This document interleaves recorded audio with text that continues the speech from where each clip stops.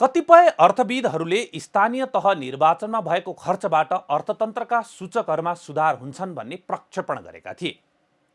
अर्थविद doctor Chandramani अधिकारी भने स्थानीय तह निर्वाचनमा भएको खर्चले मुलुकको अर्थतन्त्रमा लाभ नभएको बताउनुहुन्छ।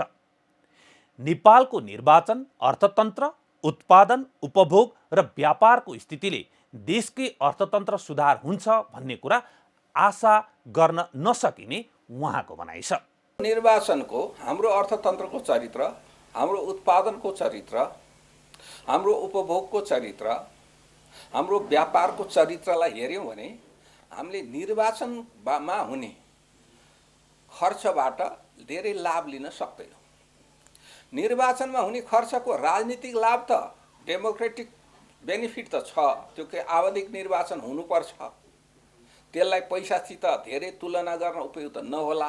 तर जति साधन र स्रोत चाहिँ जान्छ त्यो सरकारी पक्षबाट र निजी उम्मेदवारहरूको पक्षबाट जति खर्च हुन्छ त्यसले थोरै मात्रामा उत्पादन बढाउँछ, थोरै मात्रामा स्थानीय तहमा उत्पादन केही बढाउला, चाहिँ नि खसी तपाईँको चाहिँ माछा मासु हैन, कुखुरा अलि बढी बिक्री होला है।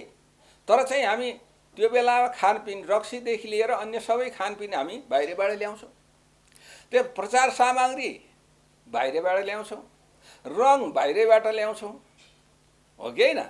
अनि त्यसपछि कपडा बाहिरबाट ल्याउँछौँ, अनि गाडी कुदाउनलाई गाडी बाहिरबाट ल्याउँछौँ, गाडी बाहिरले पेट्रोल बाहिरबाट ल्याउँछौँ। थोरै मान्छेलाई त्यसमा जस्तो झन्डादेखि अन्य निर्माण सामग्री बनाउने मान्छेको हातमा केही पैसा जान्छ, त्यो केही रेस्टुरेन्टहरू चाहिँ नि होटलहरू केही चल्छन् स्थानीय तहमा, त्यसको थोरै बेनिफिट चाहिँ छ। अनि त्यो चाहिँ नि एक ठाउँमा भएको पैसा धेरै ठाउँमा बाँडिँदा त्यो पनि एउटा सामाजिक न्यायको दृष्टिकोणबाट गरिब निमुखा पैसा नभएका व्यक्तिहरूको मजदुरको हातमा पनि पैसा जाला, थोरै किसानको हातमा जाला, तर त्यो उल्लेखनीय रूपमा जाँदैन।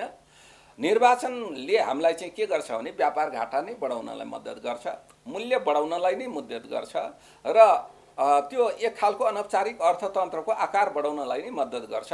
अहिले त भर्खर स्थानीय तहको निर्वाचन भएको छ, अब दुई तहका निर्वाचन हुन अझै बाँकी छ।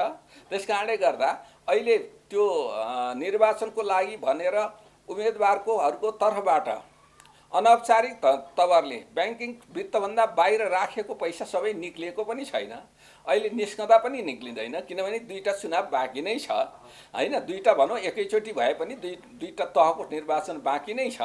र अर्को चाहिँ के हुन्छ भने यसले अब हाम्रो प्रशासन यन्त्रको सम्पूर्ण ध्यान निर्वाचनमा जान्छ, राजनीतिक दलहरूको सम्पूर्ण ध्यान निर्वाचनमा जान्छ, अनि हाम्रो विकास निर्माणका कामहरूमा गति कम हुन्छ है। र अहिले जस्तै चाहिँ नि अहिले चाहिँ 31% जम्मा यो पुँजीगत खर्च भएको छ है 9-10 महिनामा। अब हामीले 68-69% चाहिँ नि खर्च कसरी गर्न सक्छौँ, गर्यो भने गुणस्तर हुँदैन त्यो खर्चको है, त्यसको प्रभावकारिता देखिँदैन। त्यही कुरा फेरि झन् दोहोरिने अवस्था छ यसपालिलाई यो आउँदो आर्थिक वर्षमा पनि। सुनिहाल्नु भयो नि त, निर्वाचनले व्यापार घाटा नै बढाउन मद्दत गर्ने रहेछ। अर्कोतर्फ 2079 सालभरि निर्वाचनमय हुँदा देशको विकास निर्माणतर्फ दलहरूको ध्यान नै नजाने रहेछ। चालु आर्थिक वर्षमा अहिलेसम्म पुग्नपुग 31% बजेट खर्च भएको छ।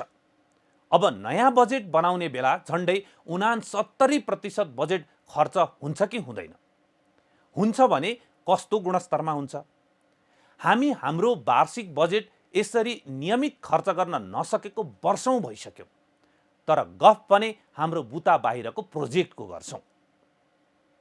नेपाल उद्योग परिसंघका अध्यक्ष विष्णुकुमार अग्रवाल पनि अर्थतन्त्रमा समस्या रहेको बताउनुहुन्छ, तर त्यो विषयलाई लिएर प्यानिक हुने अथवा तनाव लिने वा हल्ला गरेर झन् वातावरण बिगार्ने कि गम्भीर चिन्तन मनन गरेर समस्या समाधान गर्ने उहाँको प्रश्न छ। समस्या छ, तर समस्या भएमा हामीहरूले प्यानिक हुने वातावरण छैन। अरू जुन हामीहरूले समस्या भोगिराखेको छौँ, मेनली हामीहरूले अहिले दुईवटा समस्या मेनली भोगिराखेको छौँ। एउटा त के छ कि तरलताको समस्या छ। अगर व्यापारीले कुनै पनि ब्याङ्कमा गएर कुनै लगानी गर्नको लागि या कुनै उद्योगी खोल्नको लागि या आफ्नो लिमिट बढाउनको लागि कुनै पनि ब्याङ्कमा गयो भने पैसा पाउने स्थिति छैन। त्यही तरिकाले के छ कि आयातलाई पनि हामीहरूले निरुत्साहित गरिराखेको छौँ। अरू साथैमा डिमान्ड जुन ओभरअल इकोनोमीको छ त्यो पनि खुम्चिएर गएको छ। तो यस्ता समस्याहरू छन्। तर एउटा कुरा के बुझ्नुपर्ने हुन्छ कि यस्ता समस्या जहिले पनि कुनै पनि डेभलपिङ नेसनहरूले अगाडि बढ्छ, काम गर्न चाहन्छ र त्यसमा विस्तार भइराखेको हुन्छ कुनै पनि अर्थतन्त्रमा, उनीहरूलाई यो समस्या भोग्नै पर्छ। रिसोर्सको कमी हुन जान्छ, डिमान्डहरू बढ्दै जान्छ। सो यो कुनै नौलो समस्या पनि होइन। यो जति पनि इन्डियाले पनि सिमिलर काइन्ड अफ समस्या भोगेकै हो, प्यानिक गर्ने स्थिति छैन। मतलब श्रीलङ्का जस्तो हामीहरूको देश हुन पाएको छैन। समस्या तो छ, तर समस्या हामीहरूको कहाँ हुँदैन। समस्यालाई हामीहरूले फेस गरेर पोजिटिभ तरिकाले अगाडि बढ्नुपर्ने हुन्छ। अरू मलाई यो पनि एउटा मतलब यो जुन हामीहरूले भनेको कुरा छ नि, त्यही कुरा आज सबैले भनिराखेको छ, भनेको छैन। आजको दिनमा तपाईले हेर्नुस्, चाहे वर्ल्ड ब्याङ्कले भन्नुस् या कसै अरूले पनि भन्नुस् नि, समस्या नभएको होइन, समस्या छ। हामीले सामना गर्नुपर्छ, पोजिटिभली सामना गर्नुपर्छ। समस्या पनि ठुलो छ, तर सङ्कट र प्यानिकको स्थिति छैन। त्यही कुरा हामीहरूले गर्दै आएको छौँ। अरू आज त के छ कि मैले पाएको छु कि आइएमएफले भन्नुहोस् या वर्ल्ड ब्याङ्कले भन्नुहोस्, त्यही कुरा अगाडि पनि बढाएका छन्। अर्थतन्त्रको यो अवस्था विश्वका धेरै देशले भोगेका छन् र अहिले पार पाएर आर्थिक विकासमा अगाडि पनि बढिरहेका छन्। यसकारण प्रश्न के हो भने समस्या आएपछि समाधान कसरी गर्छौं? हाम्रो समस्या के हो भने कि हामी केही पनि गर्दैनौं अनि हल्ला चाहिँ धेरै गरेर तर्साउने काम मात्रै गर्छौं। विज्ञ समूहको कुरा सुन्दैनौं अनि अप्ठ्यारो बेलामा गभर्नर फाल्ने जस्तो गलत निर्णय लिन्छौं। विष्णु अग्रवाल भन्नुहुन्छ, समस्या समाधानका लागि कन्जर्भेटिभ स्टेप चाल्ने वा नयाँ निर्णय लिने भन्ने प्रश्न छ। र हामीहरूको अगाडि अब चुनौती के छ, यस्तो समस्याहरू भोग्दाखेरि हामीहरूले कुन तरिकाले अगाडि बढ्छौँ, कसरी हामीहरूले यसलाई पार लगाउँछौँ। हामीहरू एकातिर त के छ कि एकदम मतलब के छ कि कन्जर्भेटिभ भएर कन्जर्भेटिभ स्टेपहरू लिन्छौँ। अर्कोतिर के हुनसक्छ कि हामीहरूले आफ्नो अर्थतन्त्रलाई लिबरलाइज गरेर खोलेर त्यसमा हामीहरूका अवसरहरू बढाएर अगाडि बढ्छौँ। सिएनआईको मान्यता यो छ कि हामीहरूले आफ्नो अवसरहरू बढाउनु पर्यो। अर्थतन्त्रमा जुन चाहिएको रिफर्म्सहरू छ त्यसलाई हामीहरूले अगाडि बढाउनु पर्यो। यो रिफर्म्स मात्रै होइन, औद्योगिकरणलाई पनि हामीहरूले प्रोत्साहन गर्नु पर्यो, एफडीआईलाई प्रोत्साहन गर्नु पर्यो। अब एउटा अरू पनि कुरा हामीहरूले हेर्नुपर्ने के आवश्यकता छ कि धेरै जस्ता डेभलप्ड कन्ट्रिज र डेभलपिङ कन्ट्रिजले at one point or the other एउटा औद्योगिक क्रान्ति विटनेस गरेको छ। यसैगरी हाम्रो अर्थतन्त्रको मूल आधार रेमिट्यान्स पनि हो, तर त्यो पनि घट्दै गएको तथ्याङ्कले देखाउँछ। यो किन घटिरहेको छ? एउटा कारण औपचारिक भन्दा अनौपचारिक क्षेत्रबाट रेमिट्यान्स भित्रिएर हो भन्ने ठहर निकै अगाडि भइसकेको हो।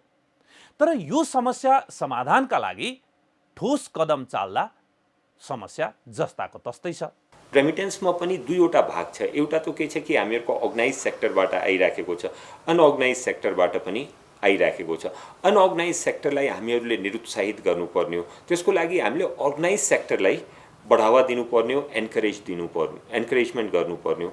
एन्करेजमेन्टको लागि हामीहरूले थुप्रैवटा सुझाव राखेको छु र त्यसमा के छ कि जसरी अरू हामीहरूका छिमेकी मुल्क भइहाल्यो, जसरी बङ्गलादेश भइहाल्यो या पाकिस्तान भइहाल्यो, उनीहरूले विभिन्न तरिकाले रेमिटेन्सलाई एन्करेज गर्नको लागि स्पेसली हामीहरूको अर्गनाइज सेक्टरबाट रेमिटेन्सलाई एन्करेज गर्नको लागि हामीहरूले आइदर इन्सेन्टिभ भइहाल्यो या उनीहरूको कस्टलाई बियर गर्ने त्यो एउटा उनीहरूले यस्तो खालका कदमहरू लिएका छन्। र त्यो कदमबाट जुन रिजल्ट पनि आएको छ, मिनिमम उनीहरूको रेमिटेन्स जुन छ 20 देखि 30% राइज पनि भएको छ।